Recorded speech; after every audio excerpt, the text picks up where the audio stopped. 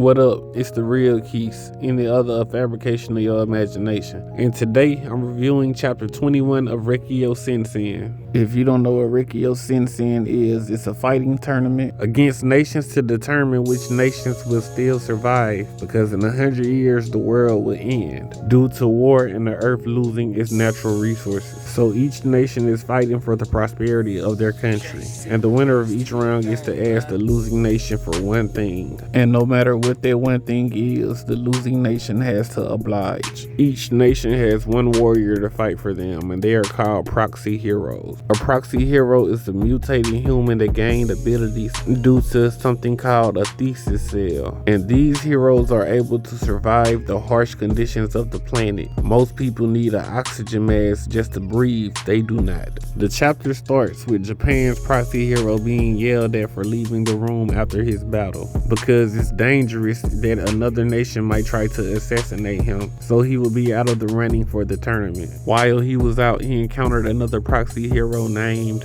Gopher, which we come to find out he is the proxy hero for Antarctica, which doesn't have its own nation and isn't even in the tournament. Japan's team is telling the proxy hero about the AI host named Gaia and her main body being in Antarctica, which is where the tournament is taking place. They explain how Gaia was created and she was just an AI that people could talk to, but Gaia could see the future and she claimed that it would be World War III in 6 years, and it came to be, leaving the world in the catastrophic state that it is today. And none of her predictions have ever been wrong, so no one would take advantage of her precognitive abilities. They sent her to Antarctica. And then we find out that Gopher is a part of the organization that manages Gaia. And now the third round is about to begin, which is Mongolia versus Canada. Canada's hero name is Diana, the generation of Earth, and they call her the Saint. And she raised Canada's national power to 5th in the world. Canada lost all its natural resources during the World War, but thanks to her power, they became prosperous again. They say she transformed tainted soil into clean living earth, the plants that grew in that soil and the creatures that keep it alive. So we know her powers have something to do with earth. And then we're introduced to Mongolia's hero Narsha Darga, the generation of wings. Mongolia is ranked 15 out of 16, so they're at the very bottom,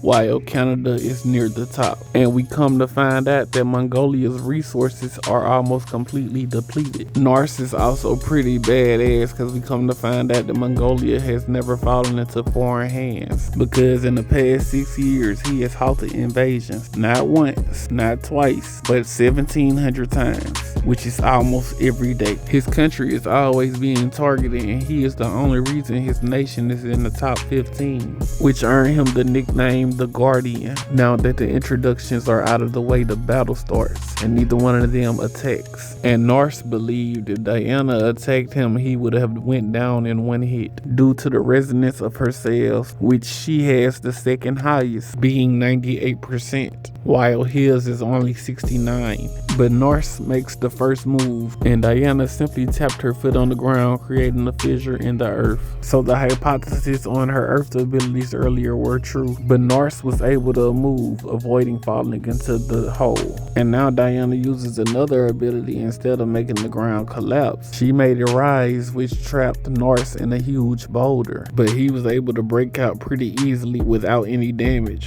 And this is where the chapter ends. This chapter really didn't have much except for the beginning of the fight, which started off pretty decent. Diana's ability is pretty overpowered for a verse that's taking place in an arena when all they have is the ground to fight on. But if we were to guess based on Nars's generation, he would have a pretty good counter to Diana. He hasn't even used his ability yet, and he's making it seem like easy work against Diana. But I can't wait to see what his ability is, since he was able to stop an invasion 1,700 times by himself. But like, share, subscribe for more random versus discussions, random scaling, and reviews. And follow Universal Debates on Facebook.